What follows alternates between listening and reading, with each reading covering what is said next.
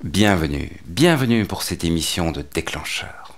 La photo, comme vous ne l'avez jamais entendu. Souvent, je me dis que la principale différence entre la photo et la vidéo, c'est le vocabulaire. Par exemple, en photo, nous parlons de sensibilité, alors qu'en vidéo, on parlera plutôt de gain. Pour aider à franchir cette barrière culturelle, Errol vient de publier 100 trucs et astuces pour filmer avec son réflexe d'Adam Juniper et David Newton. C'est un livre pratique puisqu'on pioche rapidement les informations utiles en fonction de son expérience. Par exemple, les fiches sur les optiques ou la gestion même du réflexe ne m'ont pas été très utiles. Je connaissais déjà par la photo, mais j'imagine que cela peut intéresser un vidéaste par contre.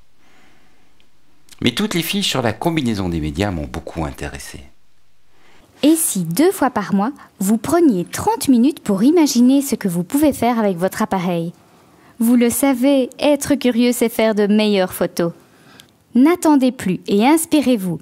Devenez membre Déclencheur Gold aujourd'hui sur www.déclencheur.com, sur l'iTunes Music Store ou sur Amazon MP3. Il y a quelques semaines, j'ai rencontré le traducteur, Christophe Millet.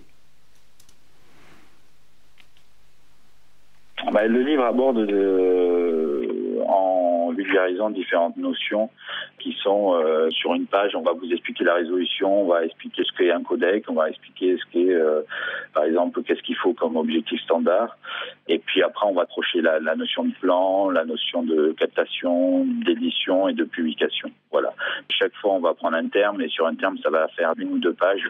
Voilà, c'est une explication de différents termes. Il n'y a pas vraiment de grosses techniques à apporter. On en parle un tout petit peu, mais c'est vrai que ça permet aux gens qui ne connaissent pas grand-chose au terme de vidéo d'avoir les différents vocabulaires qui sont utilisés en termes dans la vidéo et pouvoir se retrouver ensuite justement, tu me parlais de forums, de comprendre à des moments ce qui est dit dans certains forums parce que les forums aujourd'hui, c'est vrai que c'est soit des passionnés, soit des experts pros ou autres et ils emploient à chaque fois des termes qui sont un peu spécifiques et la personne qui s'intéresse à peine à la vidéo qui vient de s'y mettre, des fois de temps en temps est un peu perdue par rapport aux différents termes qui peuvent être employés, comme d'ailleurs c'est des termes à des moments quand on se met à la photo.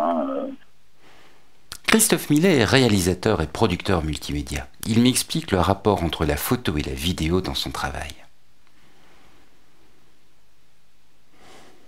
Je pense qu'on a un autre plaisir que la photo, ils sont complémentaires.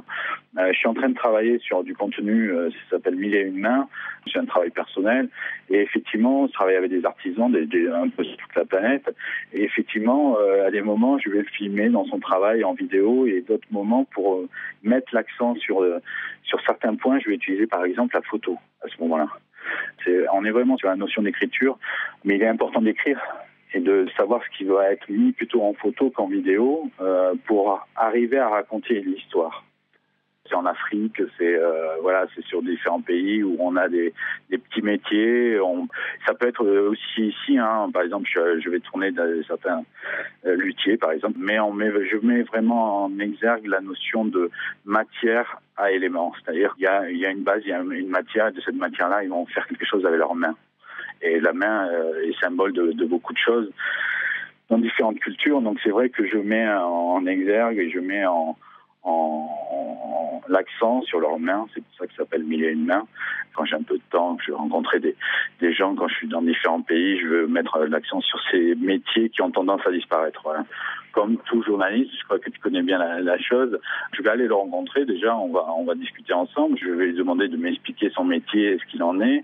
Puis après, par rapport à son travail, je vais essayer d'écrire un contenu et de faire en sorte de mettre en image l'amour généralement qu'ils ont de leur métier et de leur travail et surtout cette approche de la main sur la matière. Donc oui, il y a une partie écriture. Ouais.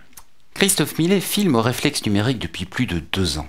Et il m'a parlé de son intérêt pour le rendu image, qui est bien entendu une des forces des réflexes.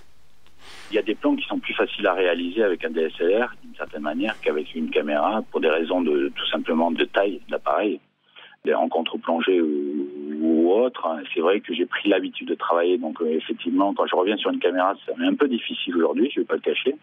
Ce type d'appareil et la communauté qui s'est montée autour de cet appareil, parce qu'il y a une forte communauté quand même qui est présente sur Internet aujourd'hui, cette communauté a forcé les gens à travailler leur contenu. et à avoir une approche beaucoup plus cinéma en termes de montage et en termes de plan. Et effectivement, grâce d'ailleurs à la notion du rendu image, parce que effectivement, si vous avez un beau rendu image, automatiquement, on va avoir plus la facilité ou moins le plaisir de travailler ces plans, à faire en sorte qu'il y ait une belle lumière, qui ait le plus d'informations possible en ayant une approche cinématographique. De toute façon, on est toujours sur l'approche cinématographique par rapport à ça. C'est cette notion-là qui est sortie de la part de la communauté des SLR d'ailleurs. Donc c'est 100 trucs et astuces pour filmer avec son réflexe d'Adam Juniper et de David Newton. Et c'est sorti chez Erol.